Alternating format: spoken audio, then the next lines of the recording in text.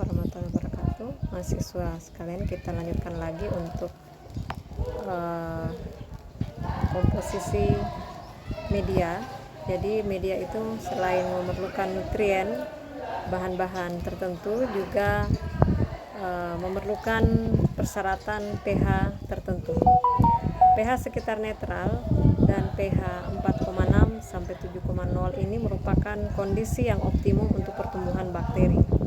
Nah, kenapa pH itu sangat mempengaruhi pertumbuhan bakteri? Karena ternyata bahwa pH itu mempengaruhi aktivitas enzim bakteri, di mana pada pH rendah ini akan menyebabkan membran sel jenuh dari ion hidrogen, sehingga transport membran ini terbatasi, yang akan mengakibatkan bahwa pertumbuhan bakteri itu tidak optimal. Nah, kemudian juga dapat terjadi keracunan yang terjadi pada pH rendah. Nah, ini kenapa? Karena substansi asam yang tidak terurai tadi masuk ke dalam sel, sehingga terjadi ionisasi dan pH sel berubah. Jadi akan menyebabkan nanti proses pengiriman asam-asam amino dari Na terhambat.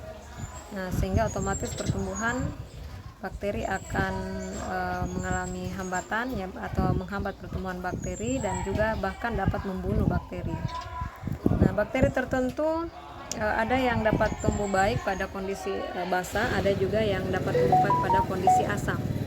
Contohnya Vibrio cholera. Vibrio cholera itu dia tidak dapat tumbuh dalam kondisi terlalu basah. Kalau media dengan pH 5, maka pertumbuhannya itu akan didominasi oleh jamur.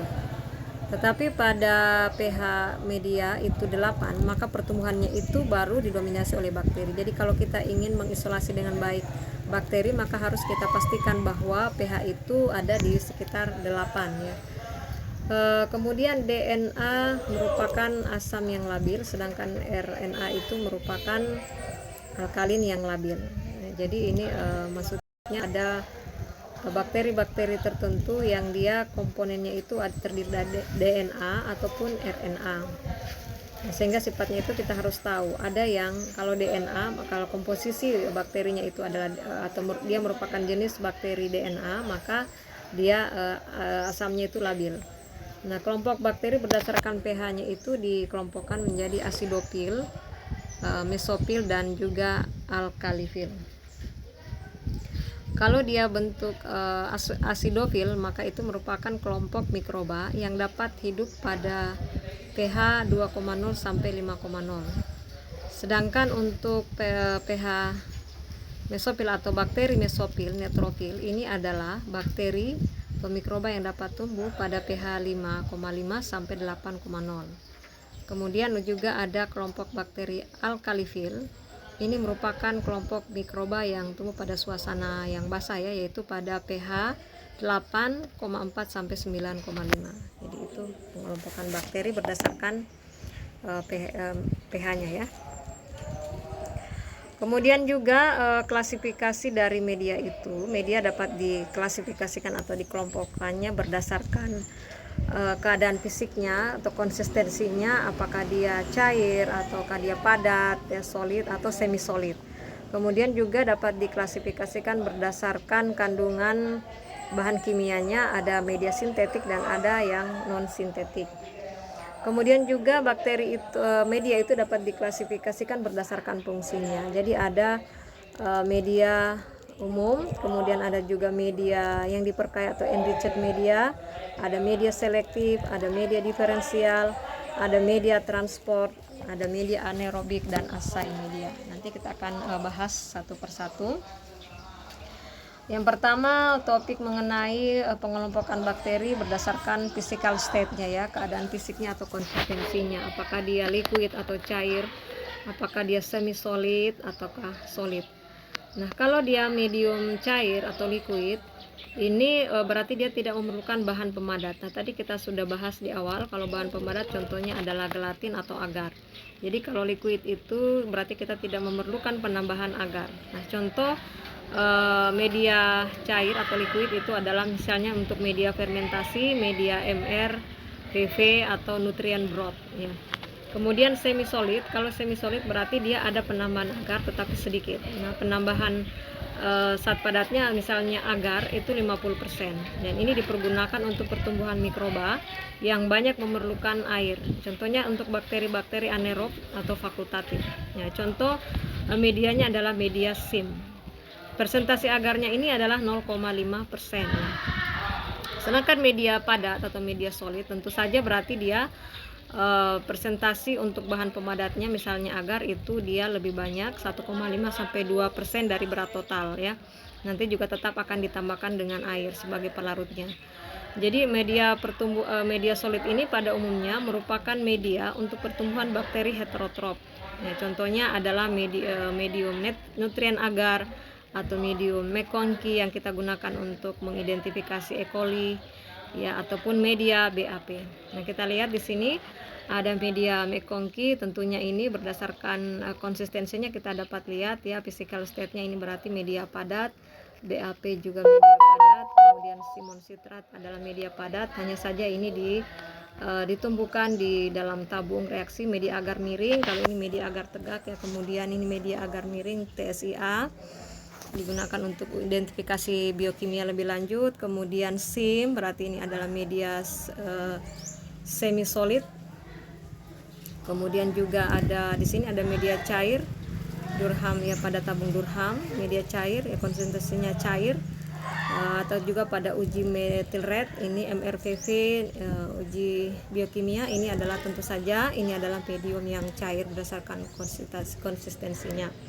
Selanjutnya klasifikasi media berdasarkan susunan atau komponen yang digunakan. Ada media alami, ada media sintetik, dan ada media semi-sintetik. Nah, kalau dia media alami berarti komposisi utamanya itu dia bukan bahan yang kimia, tetapi dia bahan alami. Ya, misalnya kita bisa menggunakan bahan dasar media itu dari kentang ya sebagai sumber karbohidratnya, atau toge ya, atau susu juga, atau bisa ekstrak daging. Kalau kita menggunakan media semi-sintetis berarti komponen penyusunnya itu dari bahan alami dan bahan sintesis buatan, contohnya adalah kaldu nutrien. Sedangkan bahan sintesis contohnya adalah komponen penyusun dari bahan sintetik. Jadi ini sintetis itu berarti komponen penyusunnya berasal dari bahan sintetik atau bahan senyawa kimia.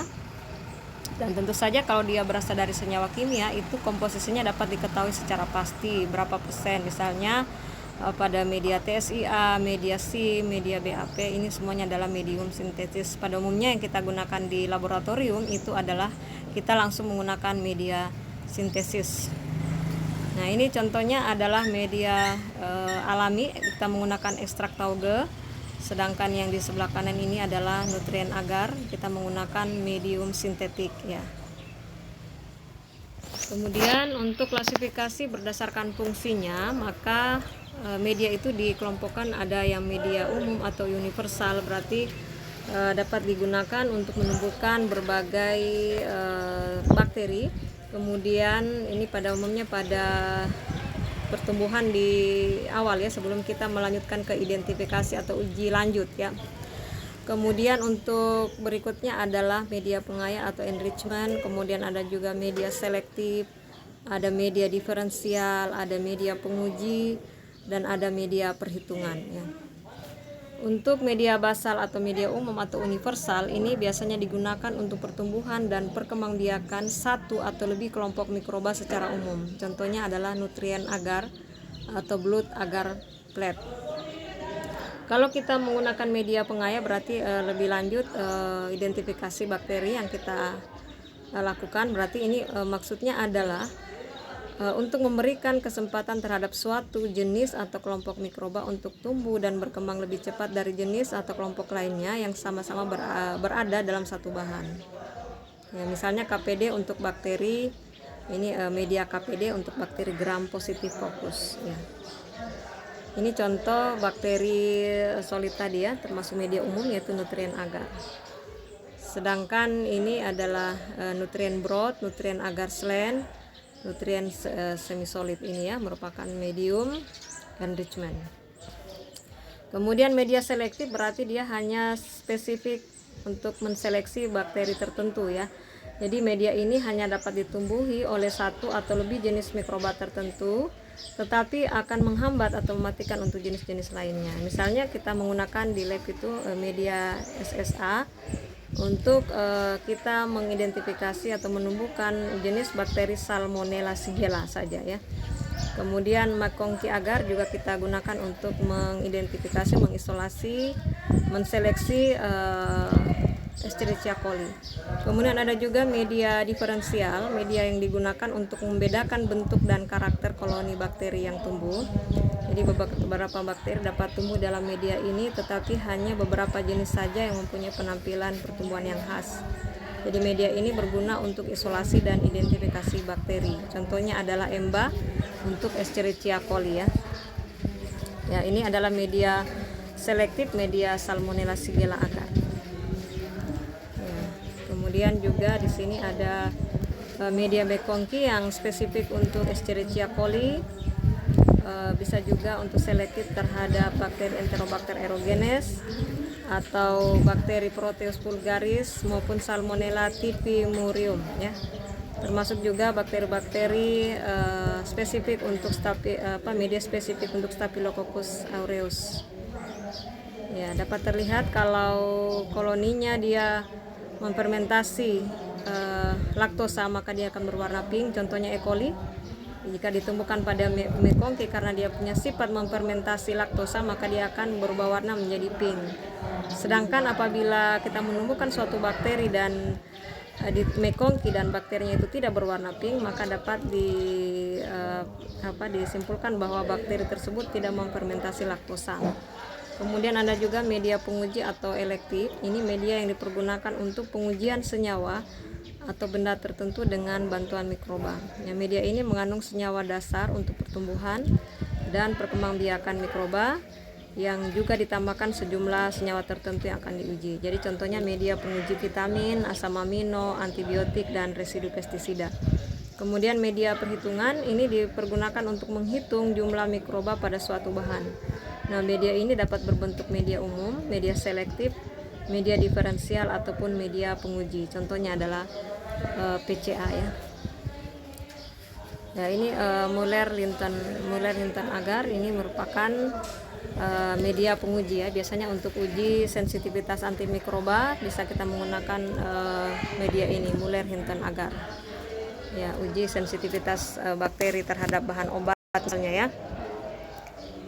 Kemudian untuk pembuatan media ini bisa kita menggunakan media sintetik kit ya. Nah, ini contohnya media sintetik yang tersedia di lab. Nah, dengan cara tadi kita harus menghitung komposisi bahan kitnya itu berapa kita butuhkan, berapa gram, dengan terlebih dahulu kita menimbangnya, kemudian kita tambahkan dengan pelarutnya Aquades itu berapa.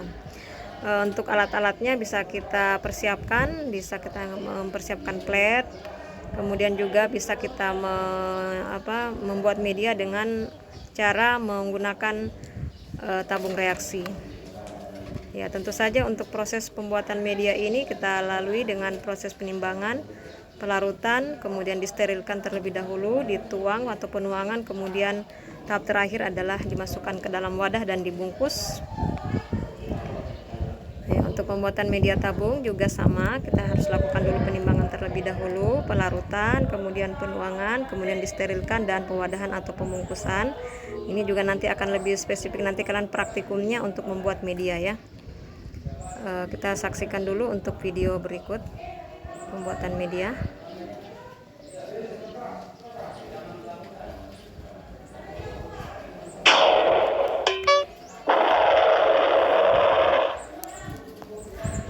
Assalamualaikum warahmatullahi wabarakatuh.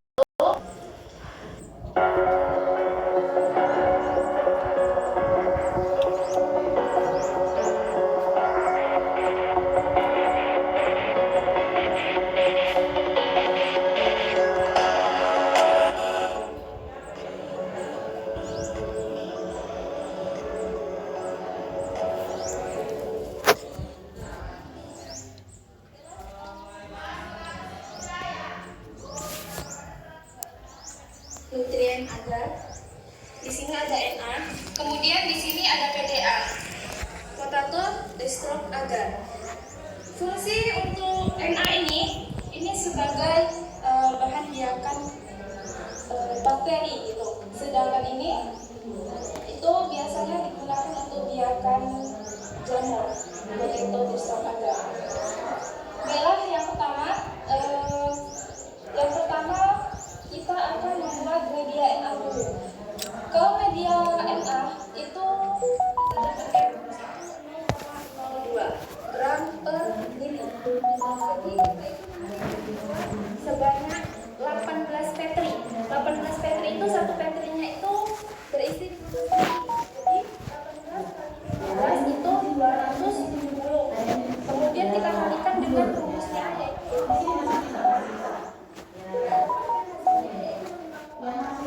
oke, 55 dan aquadesnya pertama kita ukur aquades ke dalam gelas ukur.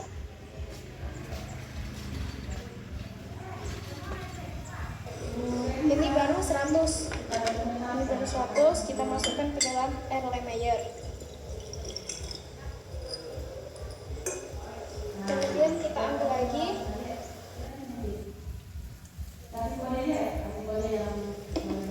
100, totalnya 200. Berarti kita masih kurang 70 mili lagi.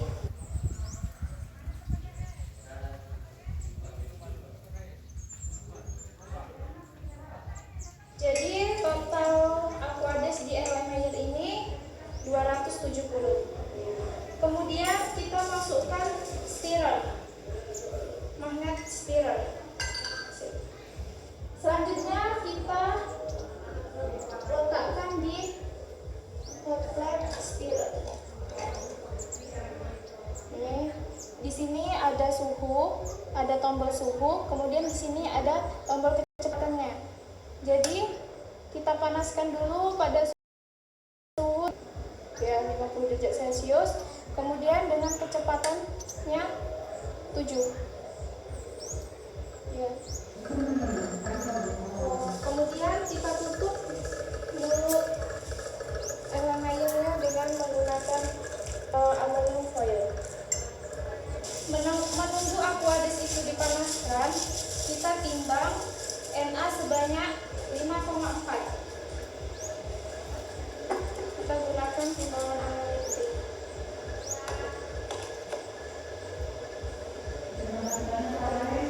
Kemudian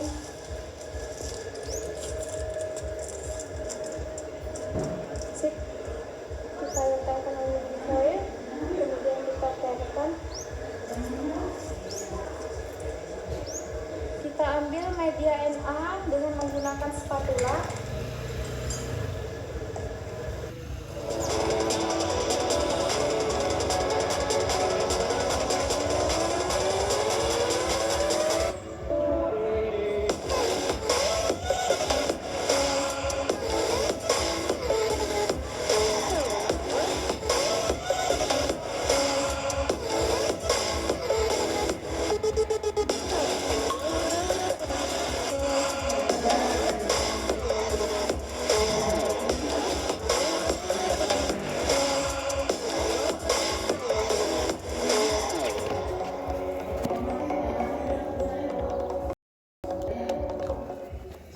Ini aquadesnya yang kita panaskan menunggu mengembun. Ini belum mengembun ya, jadi kita tunggu dulu.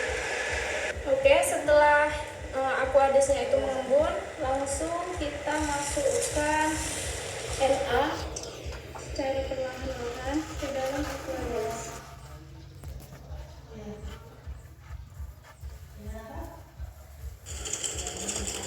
Sudah kita masukkan, kita tutup kembali untuk sampai kemudian.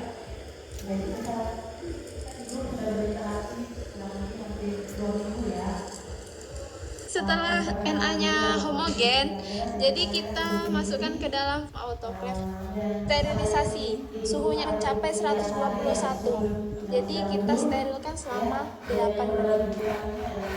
Setelah sterilisasi selesai, media kita angkat dan dibawa ke ruangan laminar untuk dituangkan ke dalam petri dish yang sudah disterilisasi. Untuk pembuatan pembuatan media BDA hampir sama caranya dengan pembuatan NA, tetapi hanya berbeda pada jumlah gram PDA yang akan dibuat.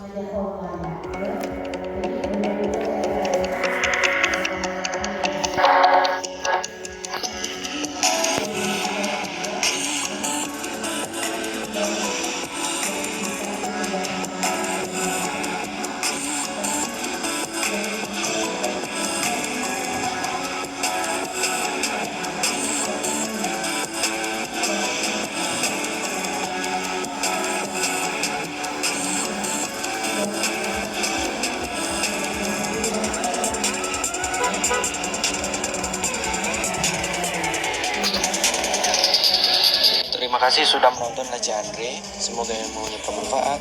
Wassalamualaikum warahmatullahi Terus kemarin ada yang bilang, oh sudah pernah nih kayaknya yang begini. Ya, tidak apa-apa kalau pernah sudah dapat materi tentang hygiene saat menstruasi. Kita ulang lagi, kita lebih berbagi. Ya, mungkin. Dan untuk mahasiswa sekalian, ini ada kuis. Nanti dikerjakan kuis ini sebagai materi atau evaluasi yang harus diisi setelah akhir materi. Ya, demikian untuk materi kita hari ini. Semoga bermanfaat untuk kalian semuanya dan silakan untuk mengisi kuisnya. Assalamualaikum warahmatullahi wabarakatuh.